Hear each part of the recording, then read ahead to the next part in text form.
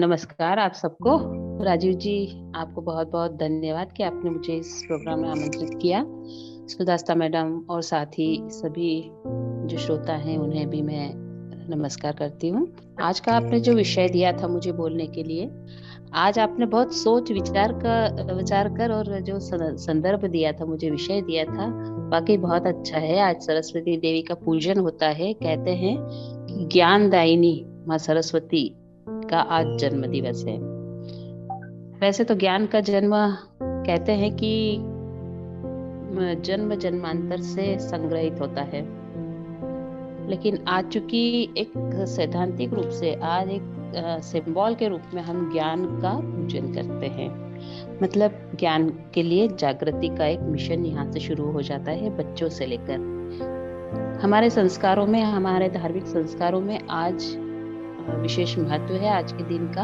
इसलिए माँ सरस्वती को मैं प्रणाम करती हूँ और आपके दिए हुए विषय पर आगे बढ़ती हूँ। तो विद्या मतलब ज्ञान और शिक्षा मतलब भी ज्ञान, लेकिन दोनों में एक अंतर है, एक पर्दा है दोनों के बीच में।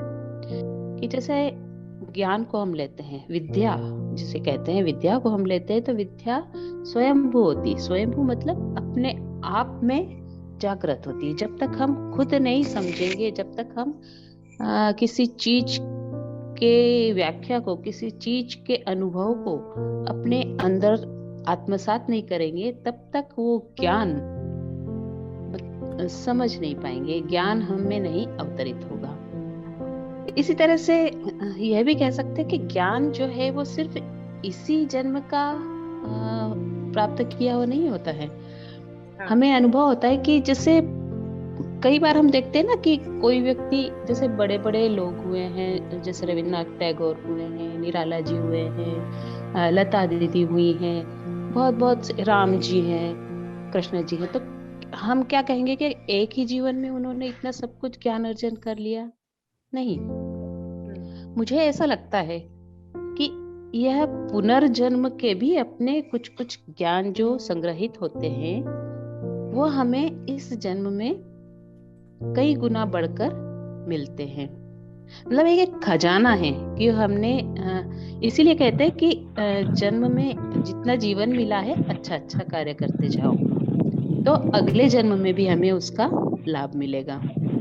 स्वयं के प्रति हमें ईमानदार रहना पड़ता है, तब हमें ज्ञान प्राप्त होता है। देखिए, बहुत कुछ आधारित होता है हमारी संस्कृति पर, है ना, हमारे संस्कार पर, हमारी सभ्यता पर।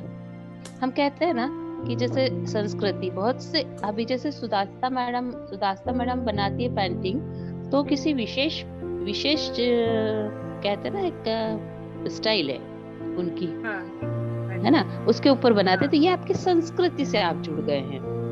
तो आपको वह विद्या उस संस्कृति से प्राप्त हुई है, उस पर चलकर आप में संस्कार है, इसलिए आप उस संस्कृति पर चले हैं, है ना, और सभ्यता के आधार पर आपने उसको अपने आप में आत्मसात किया। तो ये एक ज्ञान आप में मिला है, ये एक विद्या आप में मिली है। तो ये कह सकते हैं कि संस्कृति, संस्कार और सभ्यता के आधार पर हमें विद्या प्राप्त हो सकती है। और भी कई कारण हैं, जैसे हमारा परिवार, हमारे परिवार में पारंपरिकता के रूप में क्या मिलता है हमें,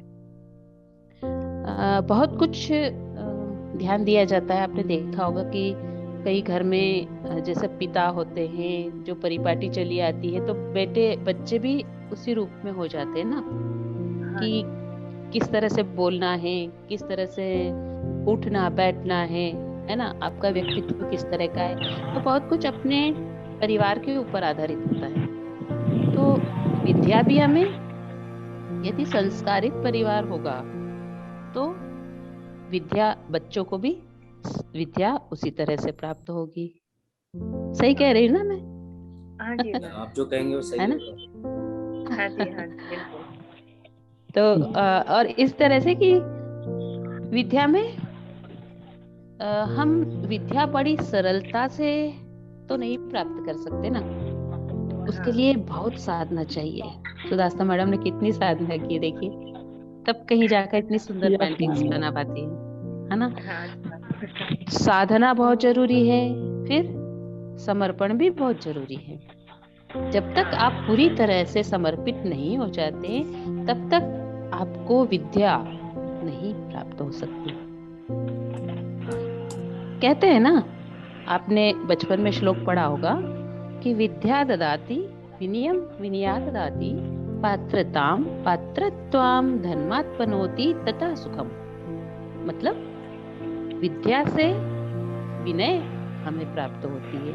यदि विद्यावान व्यक्ति होगा तो वह विनम्र होगा, विनय बन जाए, विनय के स्वरूप में हो जाएगा।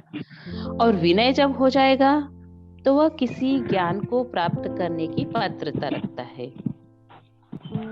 मतलब ज्ञान और विद्या विनय व्यक्ति को ही प्राप्त हो सकती है। विद्या से विनय प्राप्त होती है और विनय से हम ज्ञान को प्राप्त करने के पात्र बन जाते हैं। और जब ज्ञान प्राप्त होता है तो कहते हैं ना, बिना धन के कोई काम नहीं होता आज की दुनिया में। तो जब हम विनय के पात्र बन जाते हैं तब धन की प्राप्ति होती है। मतलब हम किस तरह से हम व्यवसाय कर सकते हैं, किस तरह से हम पैसा कमा सकते हैं, यह सब विद्या से प्राप्त होता है। विद्या ददाति विनयम विनया ददाति पात्रताम पात्रत्वाम धनमात्पनोति। मतलब तब हम धन की प्राप्ति करते हैं और उसके बाद हमें सुख की प्राप्ति होती है। तो ये सब कुछ है विद्या का स्वरूप। और इसी तरह से शिक्षा है ना, एक तरफ विद्या का हमने पूरा प्रारूप आपको बताया। अब हम शिक्षा सोचे तो शिक्षा क्या है? शिक्षा एक स्वयं की उपज नहीं है। शिक्षा एक साधन है जो आधुनिकता की दौड़ में हम प्रतियोगिता के रूप में अपना रहे हैं। आज आपने देखा होगा कि कितने लोग सिर्फ शिक्षा के लिए बड़े बड़े स्कूलों में, बड़े बड़े कहना चाहिए गुरुओं के पास जा रहे हैं, किंतु क्या मिलता है? एक बाहरी भौतिक जो ज्ञान है वो आपको शिक्षा के द्वारा प्राप्त हो सकता है। ज्ञान और शिक्षा में, विद्या और शिक्षा में बहुत एक जीना सा पर्दा है। बहुत से लोग होते हैं जो शिक्षा के आधार पर ज्ञान और विद्या को प्राप्त करते हैं, लेकिन कब करते हैं? जब स्वयंभू है, वो स्वयं सोच विचार सकते हैं तब, है ना। अब टीचर ने बहुत कुछ पढ़ा दिया, बहुत कुछ समझा दिया, लेकिन हम उसको ग्रहण कब कर पाएंगे? जब हम स्वयं की इंद्रियां, हमारी ज्ञानेंद्रियां जागृत नहीं होगी। तो यह मैंने सोचा है कि शायद आधुनिकता की दौड़ में एक प्रतियोगिता के रूप में हमें आज शिक्षा प्राप्त हो रही है। प्रतियोगिता हो रही है। उसका बच्चा यदि फर्स्ट क्लास आया है, 90%, 98% लाया, तो हमारा बच्चा भी उतना परसेंट लाना चाहिए। इस चीज पे जोर दिया जाता है। इसी तरह हम देखते हैं कि जो शिक्षा का आधार है आज के युग में, आधुनिकता के युग में, तो उसको अलग अलग प्रकार से बांट दिया गया है। जैसे जहाँ हम रहते हैं उसके आसपास कौन सा प्रांत है, कौन सा देश है, कौन सा प्रदेश है, ऐसे ना अलग अलग तरह से शिक्षा को बांध दिया गया है ना। तो ये तो सब आधुनिकता के रूप में ही इसको किया गया है कि हमारे जो पुराने गुरुकुल होते थे, जहाँ गुरु और शिष्य परंपरा होती थी, वहाँ जो हमारे ग्रंथ हैं, बड़े बड़े जो कहना चाहिए बड़े बड़े ग्रंथ हैं जो विद्या के सागर हैं, तो वो सभी जगह एक से हैं। जैसे गीता है, महाभारत है, रामायण है, तो सब जगह एक सी चलती है। तो जो ज्ञान है, जो हमें विद्या है, वो उसी के आधार पर एक समान सभी को जाती है। लेकिन यहाँ शिक्षा का आधार अलग अलग तरह से हो गया है। जैसे अलग प्रांत, अलग देश, अलग प्रदेश, है ना। तो बहुत सारी भिन्नताएं आ जाती है। आजकल तो देखने को मिलता है कि जो शिक्षा के जो पाठ आधारित करते हैं, आपने देखा होगा कि बहुत सी स्कूलों की जो किताबें हैं उनमें तो कुछ कुछ लेसन, कुछ कुछ पाठ ऐसे होते हैं कि वो तो बच्चों को पढ़ाने लायक, मतलब उससे मतलब सही तरीके से असर नहीं होता, विपरीत असर भी हो सकता है। तो शिक्षा का आधार किस तरह का होना चाहिए, ये भी ज्ञान पर ही आधारित है, विद्या पर ही आधारित है। तो जब तक हम विद्या को प्राप्त नहीं कर पाएंगे तो शिक्षा को भी व्यवस्थित नहीं कर पाएंगे। हाँ, वो इसी तो तरह है। से हमने देखा है कि शिक्षा केवल डिग्री पाने के लिए आजकल ली जाती है। शिक्षा का आधार डिग्री पाना ही हो गया है। म, अब हाँ, डिग्री पाना है तो डिग्री को साबित करने के लिए कितने ही काम हो जाते हैं। उसमें अनैतिक हाँ, काम भी होते हैं, उसमें झूठ भी बोला जाता है, फरेब भी हो जाता है, चोरी भी हो जाती है। देखा होगा ना हाँ, कि सिर्फ हाँ, प्रमाण पत्र पाने के लिए या सिर्फ एक डिग्री पाने के लिए लोग क्या क्या नहीं कर लेते ना, पैसों से ले लेते हैं। लेकिन हाँ, ज्ञान में ऐसा नहीं होता, विद्या में ऐसा नहीं होता। विद्या से हाँ, नैतिकता, हाँ नैतिकता, हम अपने आप को ही ज्ञानवान बना सकते हैं, तब विद्या हमें प्राप्त होती है। ऐसा मेरा एक अनुमान है कि अ, मैं जो कह रही हूँ शायद आप समझ पा रहे होंगे। नहीं नहीं नहीं, आप बोलिए, और वो बहुत अच्छे बोल रहे हैं, और हमको बहुत नई नई चीजें भी सुनने को मिल रही है। अच्छा हाँ लग रहा है मैंने मैम। हाँ जी जी, ये विनम्रता, जैसे कहना आपने जो बोला है, या राजीव जी जो करते हैं, तो ये एक लगन है। और जब हमें अंतर ज्ञान मिलता है, ये वो विद्या से मिलता है, और जैसे जैसे वो मिलता जाता है ना, एक सागर जैसा है वो, जैसे जैसे हम हाँ जी, डूबते जाते हैं तो और इच्छा होती है आध्यात्म की ओर जुड़ते हैं, मतलब धर्म से जुड़ने के रास्ते हैं विद्या में। हाँ, शिक्षा में ये चीजें हम ये नहीं कह सकते ना, विद्या में हाँ, है हाँ, ना। क्योंकि हाँ, विद्या हमें कहाँ ले जाती है, धर्म से जोड़ती है, अध्यात्म से जोड़ती है, दर्शन से हाँ जी, जोड़ती है, नहीं।